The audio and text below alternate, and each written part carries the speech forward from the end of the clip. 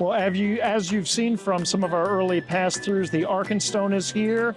They have had a presence in China for a very long time. I believe they still have a company based out of Shanghai. And normally I'd go in here and sit down with Rob and get his impressions, as I've been doing with all the Western dealers here. Unfortunately, Rob is not in China right now. He came in real quickly. He was here for a few hours and then he had to go. So we didn't get a chance to talk with him. I didn't even get a chance to see him. He just texted me a little bit later after he had to leave. But you can see, again, one of the things that the Western dealers really enjoy about this show is the attention to detail and the creativity that they get with the booth design. And so from that perspective, I'm going to kind of do a quick scan here of the Arkenstone booth and the pieces that they have on display to kind of give you an idea of the design of the booth, which is, it's a very, very beautiful booth. So let's go in and just take a look at the floor layout of the Arkenstone. All right, and it is nice to see people gathering around, and we talk about European style and Chinese style. Here's a very European company with just enormous pieces, and of course we know that that's happening because Rob is very, very wise and intelligent about the Chinese market, and so he is putting in things that he knows that the market will appreciate. I mean, probably the only Western dealer here who actually has pieces in wooden bases like we're seeing here. And these beads are very evocative of things that the Chinese dealers are doing. Here we've got some interesting handbags, pink opal, amethyst, and obviously ruby down here. Again, we were talking earlier about the things that they can, that the Chinese dealers can do that can play a little stronger to all audiences. And one of them is clear labels, identifying the material. I can't read what it says there in Chinese, but it might be giving some information about the source, and or at least on those labels there.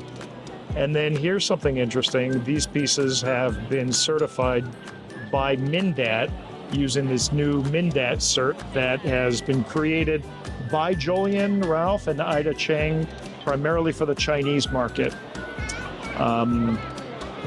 Again, more wooden bases here, large sculptural pieces. So this is really Rob playing to the Chinese market, and it's interesting to see that with a Western dealer. This is certainly not the kind of thing that we'd be used to seeing in one of the American or European shows. Now, this here is something that we would expect to be seen. Perhaps not that large, but you have Italian sulfur down there. You've got some crocoite up at the very top, and you've got some diopside there. But look at the people, look at how excited the people are about this.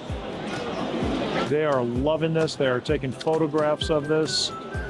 This is very, very enjoyable and new to them. And again, these are Chinese people looking at these specimens that are exhibited in a very American/European way. So I don't know if it's so much Arkenstone or if it's a Texas thing, but everything is big here in the Arkenstone today. And a good crowd here.